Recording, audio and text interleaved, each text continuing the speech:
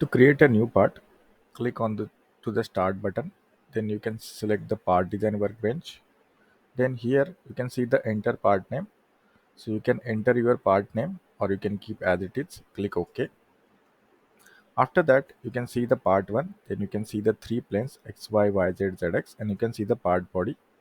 So to create a part, first we need to create a sketch for that part. So for sketch, you can find out the sketcher toolbar. So you can select here, right click, and you can check here sketcher is on. Then you can select the sketch command and you can select the plane which you want. So I am selecting XY plane. So once I select the XY plane, now you can see we are into the sketcher workbench. So to create a sketch, I'll use the profile toolbar. So I'll create one rectangle, simple. Then I'll apply the dimensions into by using the constraint toolbar. Then we'll edit the dimensions.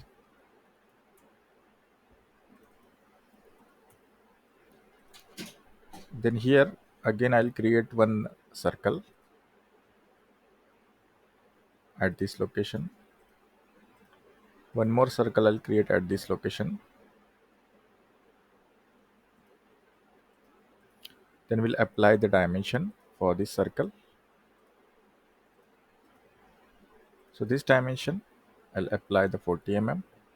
This also I'll apply the 40 mm. I'll make the constraint for this sketch circle also. So you can see here this is not constraint here. So what we'll do, we can select the sketcher constraint. Then you can select this, right click, coincidence. Then we'll delete the unwanted edges. So select quick trim option, double click on it. So this area I don't want, this area also, same this area and this area. Then I'll apply the fillet.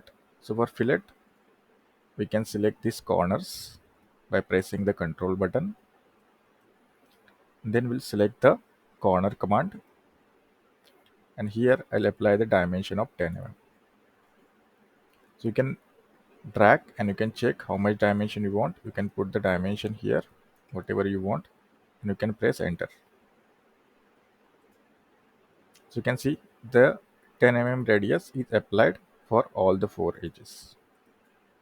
Then we can go to the tools, sketch analysis, check the status of the sketch, it's closed.